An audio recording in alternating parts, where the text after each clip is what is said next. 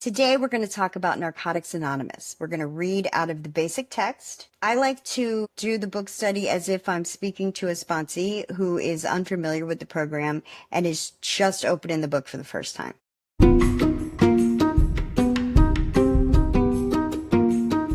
Hi, everybody. Welcome to Starve the Demon, where we believe in recovery by any means necessary. Today, we're going to talk about Narcotics Anonymous. We're going to read out of the basic text. I like to do the book study as if I'm speaking to a sponsee who is unfamiliar with the program and is just opening the book for the first time. If you were my sponsee, these are the things that I would tell you. Please, if you haven't already, subscribe to the channel, like the video, comment, share. If you have anything that you'd like me to know or any question that you'd like me to answer, please leave me a comment, or you can send me an email at demonstarver@gmail.com. If you have a difference of opinion, please let me know. I'm not going to break. I take criticism well. I like to think. Let's talk about it. This is the NA basic text. I don't want my books sitting on the shelf gathering dust because they're not doing me any good like that.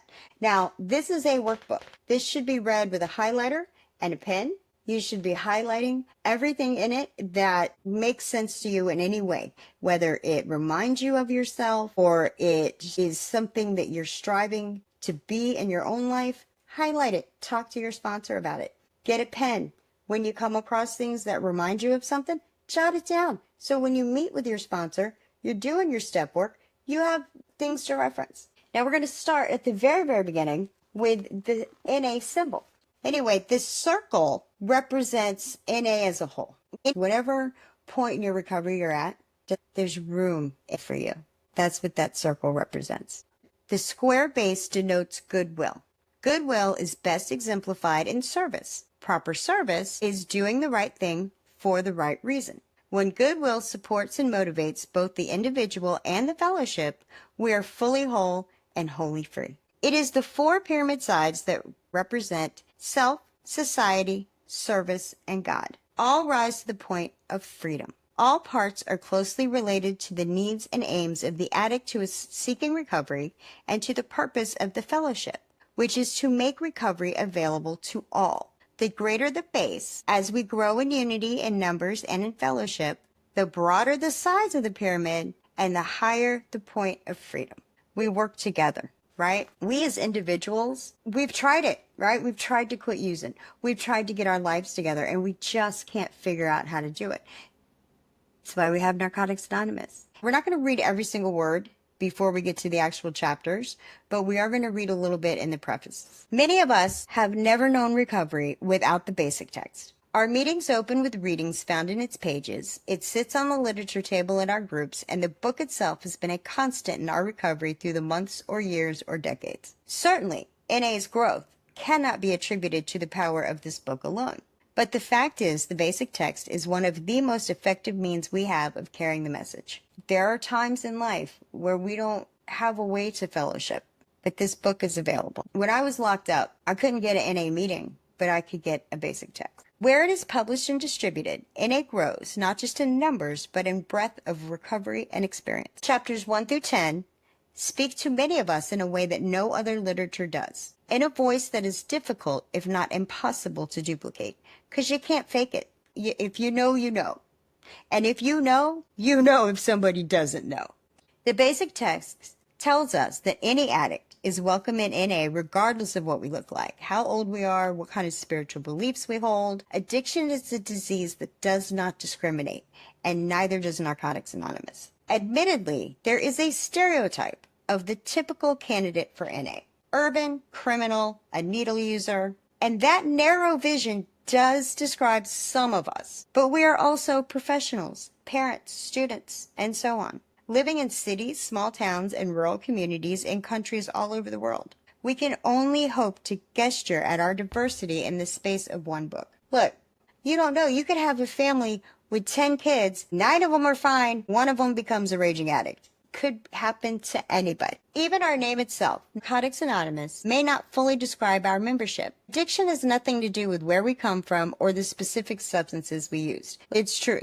It doesn't matter what the drug is. That's absolutely irrelevant. Our members come from every walk of life. We are not contained within political or geographic boundaries, nor are we limited by any individual differences in faith or philosophy. Maybe you're Jewish, maybe you're Buddhist, maybe you're Muslim. That is as irrelevant as what substances you were using that brought you into NA. The higher power that helps you get through life, that's all you, babe. And there's no judgment in Narcotics Anonymous. Nobody's going to tell you that your God isn't the right God. That's ridiculous. Because my higher power might be different than your higher power. And it's not important what you call your higher power. And if you don't believe in God, that group of druggies, that's a power greater than you. That's a higher power. If you can't wrap your mind around a creator God or a spirit that moves the universe, it's fine. Understand that that group of druggies in that room that's full of experience, strength, and hope, and is talking about the solution to the problem of this demon that's disguised as a disease that takes away your power of choice. The people in that room, the ones that are happy, joyous, and free, and actually read the literature and work their steps with a sponsor and are living life on life's terms, they, as a group, are a greater power than you as an individual. Just saying. No matter what conflicts are unfolding in the world at large, we aspire to an ideal of unity. Nobody cares. We're fighting together. We're elbow to elbow. We're on the same team here. We're on the same side. And when you're in battle, you don't care if the guy sitting next to you is a Democrat or Republican. That's not going to matter. Our common welfare should come first. Our text explains that this unity of purpose helps us to achieve the true spirit of anonymity, where all of us are equal as members of the group. With that as our foundation, we as individual recovering addicts are each able to find our own distinct voice and to sing a song that is uniquely ours. We hope this text will offer a vision of recovery for addicts around the world, those who have already found the rooms of NA and those who will walk through our doors tomorrow. Over the years, our fellowship has changed and our literature has expanded and been revised, but the message remains the same. An addict, any addict, can stop using drugs, lose the desire to use, and find a new way to live. You are welcome here. You are welcome here. Please stay and be part of our growth, change, and recovery. I don't care what color you are. I don't care what church you go to. I don't care what kind of food you eat. I don't care who you voted for. Absolutely irrelevant. We are here to deal with the problems and solutions that surround the disease of addiction. And that's it. That's all we're doing. This is more preface. This is actually page XXI if you're following along. If you don't have a book, you can go to a.org, narcoticsanonymous.org, and it has all the literature. It has Zoom meetings. It has local meetings. You type in your zip code, it'll tell you where to go. No excuses. The full fruit of a labor of love lives in the harvest, and that always comes in its right season. I love that. The full fruit of a labor of love lives in the harvest. You can tell if somebody's working their program. If they are happy, joyous, and free, then they are working their program. They are getting right with God and taking the steps and doing what they need to do to solve their problems. If somebody's crotchety, cranky, judgy, splitting hairs over ridiculous things, what's your sponsor say about that? Did you pray about that? What's the literature say? Those are the questions that I would ask. It's also the things I say to shut people up, because about the time they start bitching and whining, I'm over it. I'm over it. You know, I'm very much get it together. Quit telling me what a victim you are. Quit telling me why this isn't going to apply to you, why this doesn't work for you. You haven't done that yet. Again, I'm kind, but I am not soft. Not even a little bit. But the full fruit of the labor of love that lives in the harvest, that's being happy, joyous, and free. That's being able to take life on life's terms. That's, I can't control the ocean, so I'm going to learn how to surf. It's that kind of attitude. And you can tell when somebody's living like that. You can just tell. Narcotics Anonymous was formed in July 1953. Narcotics Anonymous has recognized the need for complete basic text on addiction, a book about addicts, by addicts, and for addicts, because nobody knows like we know. This volume is intended as a textbook for every addict seeking recovery. As addicts, we know the pain of addiction, but we also know the joy of recovery we have found in the fellowship of Narcotics Anonymous. We believe the time has come to share our recovery in written form with all who desire what we have found. Appropriately, this book is devoted to informing every addict just for today you never have to use again. Therefore, with gratitude in our recovery, We dedicate our NA book to the loving service of our higher power, that through the development of a conscious contact with God, no addict seeking recovery will die without a chance to find a better life. We remain trusted servants in gratitude and loving service. Now, this is right before we get to the introduction. Well, it doesn't have a page number. It's right before XXV, the introduction. This is something I don't actually agree with, and after I read it, I will tell you why. We cannot change the nature of the addict or addiction. We can help to change the old lie, once an addict, always an addict, by striving to make recovery more available. God help us to remember the difference. So it's not so much that I disagree with it, but let's break it down, okay? We cannot change the nature of the addict or addiction. So the nature of the addict, the nature of the addiction, our default is to get high. Our default is to try to escape reality, not deal with things, hide, be fearful, resentful, angry, and choose drugs as the wrong solution to our actual problems. All right. Say we get high, but really we're getting low. And we take drugs to deal, but really we take drugs so we don't have to deal. Remember, this was written decades ago. So how it was originally intended and the context it might be taken in today, a little different, right? And as it's already talked about, the stereotype of the addict, right? The homeless guy living under the bridge, dying with a needle in his arm. When people think addict, that might be what they're thinking about. And what they mean is that even if that is you, even if you are living under the bridge, you can recover and you're not that anymore. But this is where I like to differentiate, is that you may not be living under the bridge anymore. You can be in recovery. You never have to use again, but you are always going to be an addict. And what I mean by that is that if you ever take any drug, you're going to initiate the phenomenon of craving and the mental obsession, and that demon's going to get strong and you're going to be back under the bridge again. So the idea that once an addict, always an addict, reminds me that I can never become complacent. I can never, ever, ever take a drug ever again in life. Because if I do, I'm going to be off to the races and I'm going to lose everything that I've worked so hard to get. But that's not what they meant when they wrote it. They meant no matter how low you've gone, you can recover and not be that low ever again. This is why we read the book with somebody else that's already read the book and gone through it. I didn't make that up. I picked that up. Somebody else told me that, and it made total sense to me. So I passed that along because I believe that it's true. And please, if you disagree, let me know in the comments. I say what I think is the truth. That doesn't mean that I'm not wrong sometimes. Just because I believe it doesn't make it true.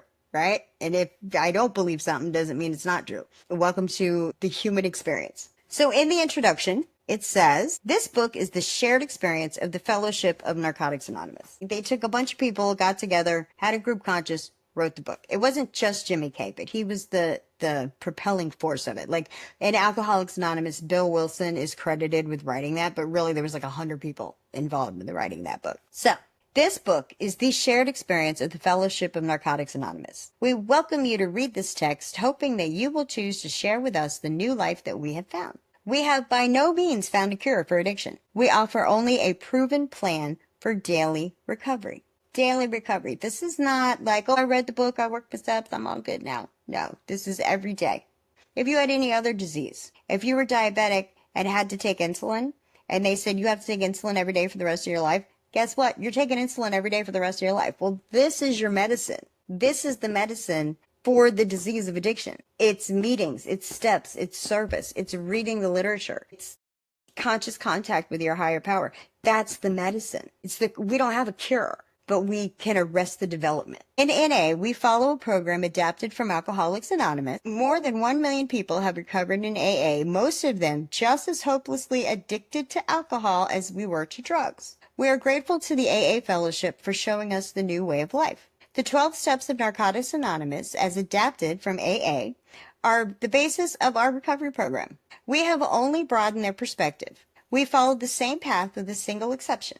Our identification as addicts is all-inclusive with respect to any mood-changing or mind-altering substance. Alcoholism is too limited a term for us. Our problem is not a specific substance. It is a disease called addiction. We believe that as a fellowship, we have been guided by a greater consciousness and are grateful for the direction that has enabled us to build upon a proven program of recovery. AA 12 Steps is a proven program of recovery. And despite the feud that some people will think there is between AA and NA, clearly the literature, page XXV, tells us that NA is grateful to AA for coming up with the 12 steps, proving that that is a program of recovery that works. So NA has adopted it, even though it doesn't feel like alcoholism is a big enough umbrella word. We're splitting hairs over words. You can't find an NA meeting, go to an AA meeting. You're going to find the same 12 steps, the same spiritual principles. Just say, hey, my name is whatever, and I'm a person in recovery. You don't have to say you're an alcoholic. Although, if you think you're not an alcoholic, if you took all the drugs out of the world, you'd probably be drunk every night. So remember, alcohol is a drug. We come to Narcotics Anonymous by various means and believe that our common denominator is that we failed to come to terms with our addiction. Because of the variety of addicts found within our fellowship, we approach the solution contained within this book in general terms. We pray that we have been searching and thorough so that every addict who reads this volume will find the hope that we have found. So NA is all-encompassing, all-inclusive. Now, you've got all kinds of other 12-step programs. You've got Cocaine Anonymous, Meth Anonymous, Marijuana Anonymous, Overeaters Anonymous, Sex Anonymous, Shopping Anonymous, Gamblers Anonymous. It's all the same 12 steps. It's all the same principles. It's like within the first step, the wording is different. We admit we're powerless over addiction. We admit we're powerless over sex. We admit we're powerless over food. We admit we're powerless over gambling. Basically, we're powerless over whatever our problem is. Insert problem here. The next 11 steps, exactly the same across the board. Even in Al-Anon, which is our friends and family that love us and trying to deal with us and deal with our addiction without losing their minds. Same 12 steps. Al-Anon, by the way, just a little factoid for you. Al-Anon also started in 1953 by who? Bill Wilson's wife. So it all still comes from AA. There's no feud. We're not the Hatfields and McCoys. You can hang out and go to the same barbecue. I promise. Based on our experience, we believe that every addict, including the potential addict, suffers from an incurable disease of body, mind, and spirit. We were in the grip of a hopeless dilemma, the solution of which is spiritual in nature.